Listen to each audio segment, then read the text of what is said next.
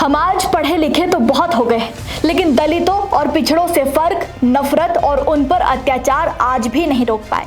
दलित समाज के एक व्यक्ति पर अत्याचार का ये मामला यूपी के रामपुर से सामने आया है, जहां एक दलित व्यक्ति को सिर्फ इसीलिए जान से मार डाला क्योंकि वो उधार लिए हुए 6,000 रुपए नहीं लौटा पाया। यानी कि आज भी इस पढ़े लिखे समाज में एक दलित इंसान की जान की कीमत सिर्फ 5 से 6,000 रुपए बची है। आज हम आपको एक नहीं बल्कि दलितों पर अत्याचार के कई ऐसे मामले बताएंगे जो इस समाज की असली मानसिकता की पोल खोलकर रख देगी। नमस्कार, हमारे खास शो ये हिंदुस्तान है संविधान से चलेगा में आपका स्वागत है और मैं हूं आपके साथ महक सादाई।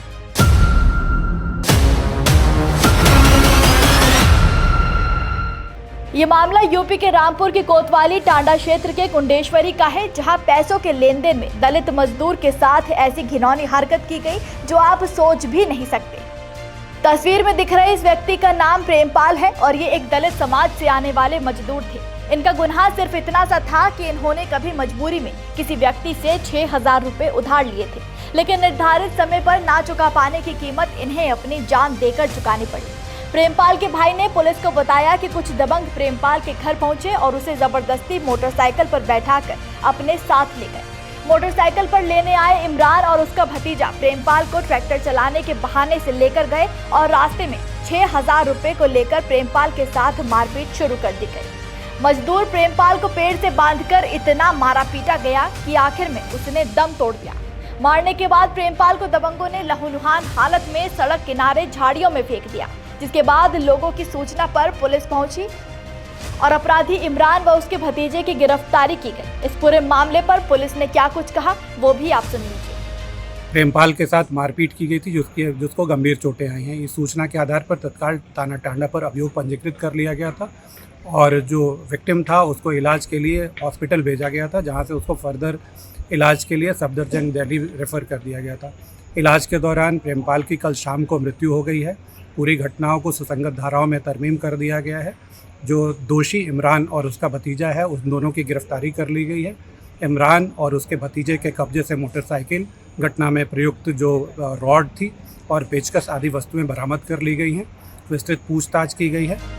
और भाजपा के नेता ज्ञानदेव आहूजा भी आपको बहुत अच्छे से याद होंगे, जो कांग्रेस के एक दलित नेता टीकाराम जूली के रामनवमी पर राम मंदिर में पहुंचने पर पूरे मंदिर को अपवित्र हो गया कहते हुए गंगा जल छिड़कते हुए और दलितों को मंदिर में न आने की नसीहत देते हुए नजर आए थे। इसके अलावा यूपी के मुरादाबाद से ये मामला भी आपको याद होगा, जहाँ एक नाबालिग दलित लड़की के साथ पूरे 2 महीने तक 4 लड़कों ने मिलकर गैंगरेप किया।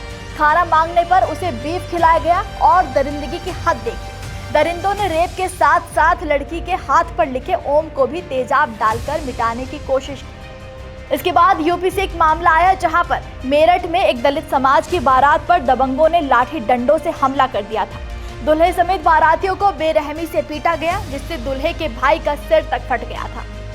हमलावरों ने दूल्हे की 2 सोने की अंगूठी, एक ब्रेसलेट और उसके चाचा से 2 लाख रुपए से भरा बैग छीन लिया।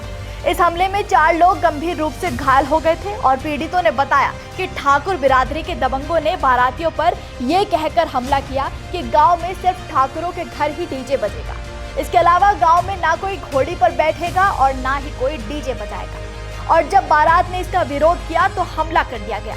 बारातियों को जाति सूचक गालियां भी दी गई और उनके साथ मारपीट की गई। ऐसे और भी कई अनगिनत मामले हैं जो कहीं सरकारी दफ्तरों में तो कहीं पुलिस की चौकियों की फाइलों में कैद हैं, लेकिन इंसाफ और सुनवाई की कोई गुंजाइश नहीं है। आज हम भले ही 21वीं सदी के सो कॉल्ड मॉडर्न एरा में कदम रख चुके हैं, लेकिन आज भी लोग पिछड़ों दलितों के नाम पर हमेशा निम्न स्तर पर ही जाकर सोचते हैं। बातें तो विकास की, उन्नति की, समानता की जाती है, लेकिन कुछ लोग समानता बरकरार रखने में बिल्कुल नाकाम हैं। लेकिन क्योंकि हम हिंदुस्तानी हैं और यहाँ कानून सबके लिए, हर जाति के लिए, हर धर्म के लिए बराबर है और दलितों के साथ हुए इन अपराधों के लिए, उनके न्याय के लिए कुछ ऐसे कानून बनाए गए हैं जो इस देश में सभी लोगों को इच्छानुसार खुलकर जीने का अधिकार देते हैं। आपको बता दें, SC/ST एक्ट 1989 की धारा 3(1) अनुसूचित जाति या अनुसूचित जनजाति के सदस्यों के खिलाफ अत्याचारों के लिए विभिन्न अपराधों को परिभाषित करती है। जैसे किसी SC/ST के सदस्य को सार्वजनिक रूप से अपमानित करना या डराने पर कम से कम 6 महीने और 5 साल तक की सजा का जुर्माना हो सकता है। SC/ST के सदस्यों के विरुद्ध शत्रुता या दुर्भावना को बढ़ावा देने पर 6 महीने से लेकर 5 साल तक की सजा और जुर्माना लगाया जा सकता है। संविधान के अनुच्छेद 17 के तहत छुआछूत या भेदभाव करने को दंडनीय अपराध कहा गया है, यानी कि इसके तहत 6 महीने तक की कैद या 500 रुपए तक का जुर्माना भी हो सकता है।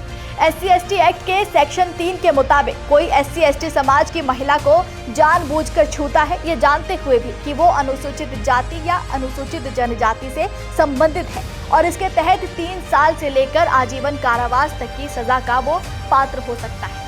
SC/ST एक्ट के सेक्शन 3 के तहत यदि कोई किसी की हत्या करता है, ये जानते हुए भी कि वो SC/ST समाज से है, तो उसकी सजा 10 साल के कारावास से आजीवन कारावास तक बढ़ाई जा सकती है।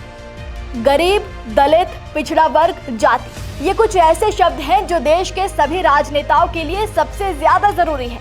इनके बिना राजनेताओं का कोई गुजारा नहीं है, लेकिन सिर्फ चुनावों में और वोटों में। चुनाव आते हैं तो समानता की बातें होती हैं, न्याय दिलाने की बात होती है, और चुनाव जाते ही तू कौन और मैं कौन। इसके अलावा आप यूपी का ही हाल देख लीजिए, जहाँ की ये घटनाएं हैं। सबसे ज्यादा अपराध जाति और धर्म को देखकर ही किए गए।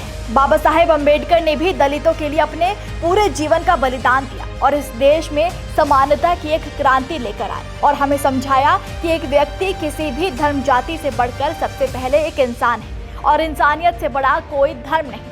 आप भी ये बात जल्दी समझ जाइए और यहाँ जो भेदभाव करेगा उसका भी हिसाब होगा, क्योंकि हिंदुस्तान है साहब, संविधान से ही चलेगा।